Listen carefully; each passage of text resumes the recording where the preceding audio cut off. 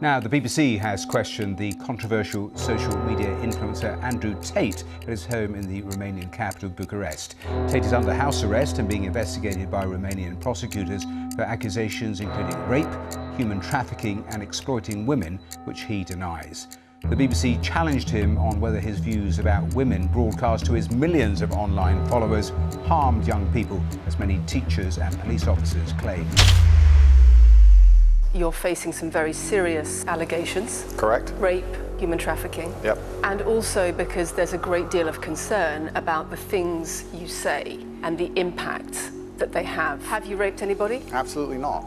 Have you trafficked anybody? Absolutely not. Exploited any women for money? Absolutely not. You have said, my job was to meet a girl, go on a few dates, sleep with her, get her to fall in love with me to the point where she'd do anything I say and then get her on webcam so we could become rich together. If any female on the planet has a problem with me, I strongly recommend her to go to the police and try and pursue me for criminal charges. I'm actually such a nice person that I've never had The BBC anyone has come at spoken me. to somebody since your arrest who says exactly those things, that with you it's all manipulation, there's an ulterior Is this motive Sophie? to everything Is this you Sophie? do. Has she accused me of a crime? Emotional or psychological manipulation. I've asked you a question and I've allowed you into my house. I'm asking you a question. Correct, but you're not the boss here because I've allowed you into my house. I'm asking you the questions. Correctly, and I'm telling you. You get to decide the answers. No. Making controversial statements like this online has made you a lot of money. Okay, so first thing, I genuinely am a force for good in the world. You may not understand that yet, but you will eventually.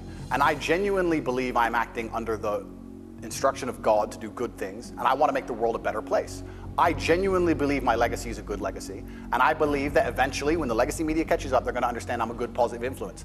I'm not interested in damaging the world for money, because if I was interested in damaging the world for money, I could have sold drugs, or I could make rap music and encourage everyone to stab each other like all the drill artists do. Or you could make controversial statements online that attract a lot of followers who you then direct to your website where they pay to learn how to be like you. I mean, I could make... Are you saying that all the controversial things you said are jokes? No, I'm saying that these organizations and the BBC who are going to sit here and pretend that I am the face of damaging the youth is absolutely garbage. It's completely disingenuous. It makes you money. And the reason, in fact, I've seen thousands and thousands of comments and have endless emails from women praising praising the fact that their sons are listening. I've said I'm the most dangerous man in the world. You've also said that a woman's intimate parts belong to her male partner. I'm glad you find that funny. I find it funny that you're sitting here saying that I've said I'm the most dangerous man in the world, and you believe that's... When did I say that?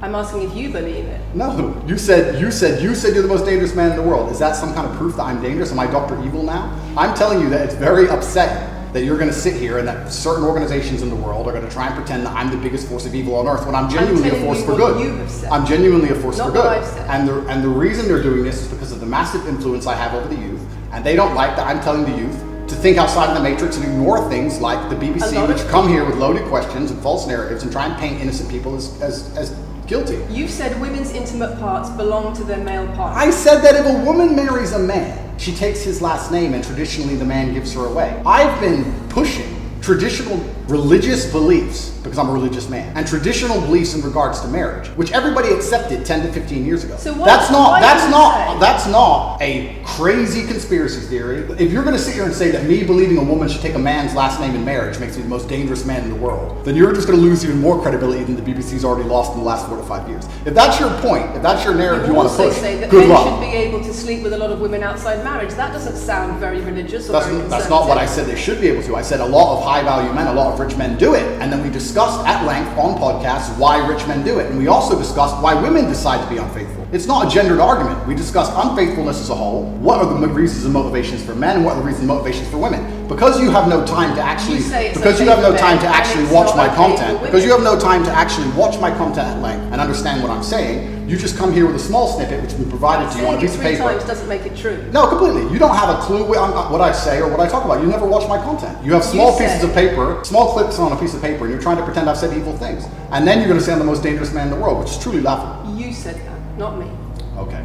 Do you believe I'm the most dangerous man in the world, Lucy? I'm not answering your questions. Well then we need to change the dynamic of this interview because, and I'll make this clear, I allowed you into my home. I'm doing you a favor, giving you the first interview I'm giving to the public. You don't come here with a position of authority. You're not the police. I don't respect the BBC. I don't know you. You do not come here with a position of authority over me. We are equals. We are people. We're citizens of the world, and we sit here as equals. And I see you as my equal, and if you ask me questions, I can ask you questions back. For you to come here and sit down and pretend you're the Gestapo and that you don't have to answer my questions is disingenuous because I don't owe you anything. Asking questions and you answer. But I don't owe, no, however you want. This is a conversation, and I don't owe you any degree of authority over me. So let's make that clear. And that doesn't matter if you're a man or a woman or from the BBC or the CNN. I'm here to answer your questions and be honest with you and do you a favor. Great. And I'm doing you a favor. But you come here with loaded questions. You're trying to paint a narrative of me which is negative. I'm asking you and about that's things fine. you've said that people are concerned about. And that's fine. You But have you're not said going to sit here and a say you don't answer my questions because you're not above me. Absolutely. Well, it would help if you answered the question. I've answered every question so far. Let me ask you another question. Sure. You have said that a woman's intimate parts belong to her male partner, and if she goes on OnlyFans, he is entitled to a cut of her income. You are extremely, it's very confusing to me why you're going to sit here, take long format podcasts I've done, which are 3 or 4 hours long, in context where I've sat with OnlyFans girls, 10 or 15 OnlyFans girls, where we've been joking back and forth, ignore every comment and satirical comment and sarcastic comment that the females have made, and then come along and say, you said this, and that, and you're the most evil man in the world. I don't know if you understand what sarcasm is. Did you say it? I don't know if you understand what sarcasm is. I don't know if you understand what context is. I don't know if you understand what satirical comments are. So you're saying it was sarcastic? I'm saying it was a very interesting talk show. And for you to sit here and say that that is my true core beliefs and that makes me a bad person is disingenuous. Is it? Of course not. Was it sarcasm? Absolutely. You should watch the show. You were being sarcastic You should- when you said, let me you just should- clarify. you should okay? watch the show. Let me clarify for the audience. You were being sarcastic when you said a woman's intimate parts belong to her male partner. No. You didn't believe that. No, it's not that. It's that you haven't watched the show at length, and you should have, because the woman was saying, my man's car belongs to me because he's my man, and she was on OnlyFans. And then 20 minutes later, when she said she was on OnlyFans, I said, well, you're selling your body, that belongs to him because he's your man. And she laughed, she laughed and she said, yeah, that's probably true. If you watch the show, it will make sense. For you to come here with doing no research at all and then say, I don't understand what I'm talking about, but I've got this piece of paper with a few things printed off, that's why you're saying the silly things you're saying. You should watch the show, do some research. Do you believe it? You already answered. I've already answered the question. Not really. Of course I have. have. Can we move on? I've answered the question.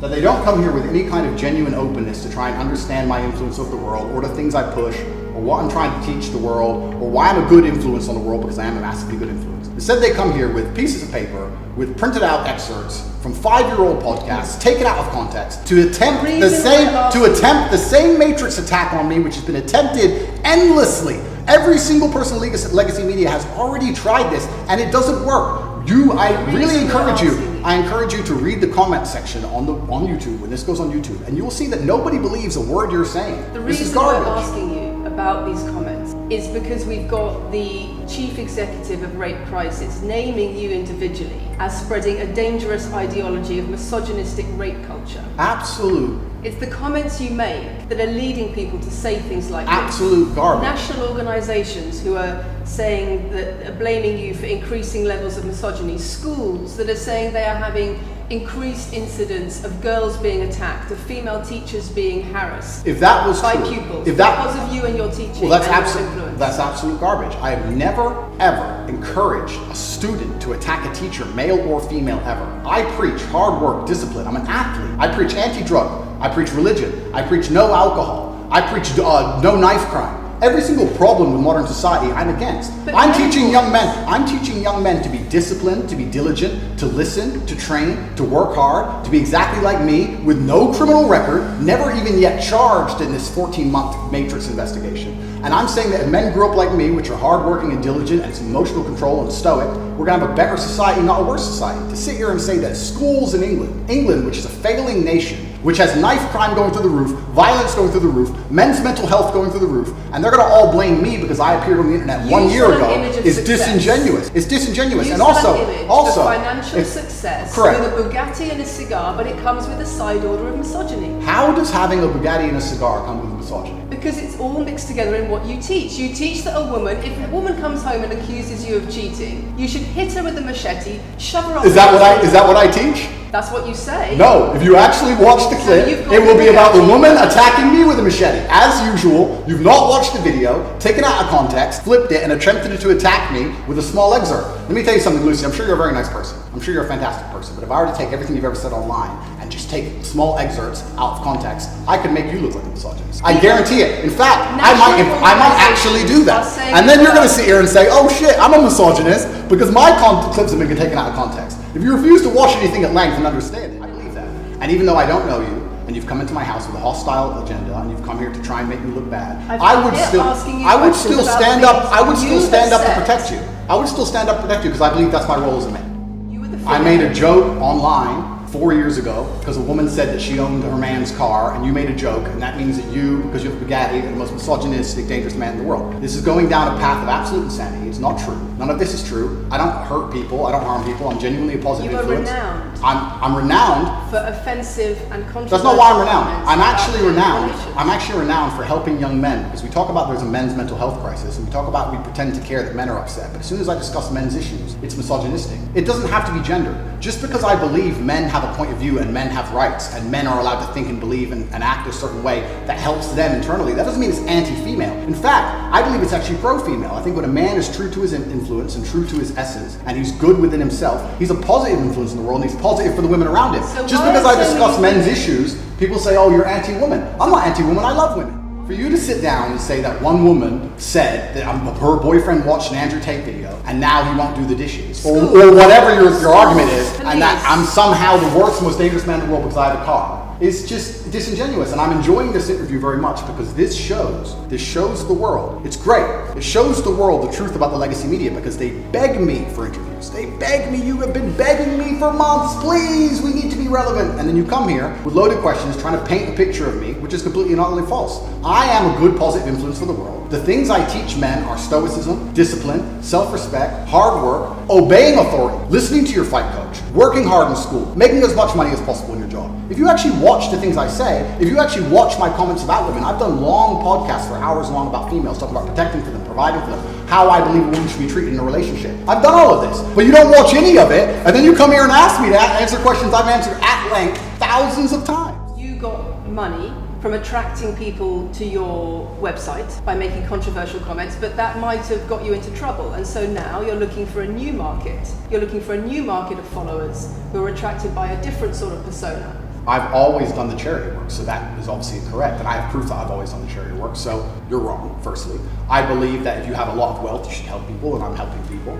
I also think it's very, very interesting that you cannot find another celebrity in the UK or anywhere else who's spending £25 million a year feeding children in war-torn countries. I'm doing that, and I've been doing that for a long time without even mentioning it. I never even said it. And now that I've said it, people are going to attack me for it and say that it's disingenuous. The person in Sudan who's eating the meal, do you think they believe it's disingenuous? No, I think they feel pretty good that Andrew Tate fed them. And to sit here and say that I'm a bad person now because I'm manipulating charity, because I'm using charity, I'm just trying to do good in the world. That's all I've ever been trying to do. The fact that I could do that on a podcast 5 years ago and only got 300 views, now I understand I'm the most influential man on the face of the planet. I would be more careful with certain things I say. That doesn't mean the things I originally said were genuinely out to harm people. Do you really believe you're the most influential man on the face of the planet? I'm the most Googled person on the planet. Do you believe you're the most influential man on the face of the planet? I'm the most Googled man on the planet. I think we're done. Yep.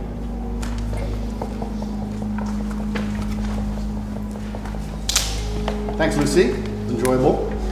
Nice to meet you. Nice to meet you. Thank you. Nice to meet you. Goodbye. The very polite staff. Do you want to go with them?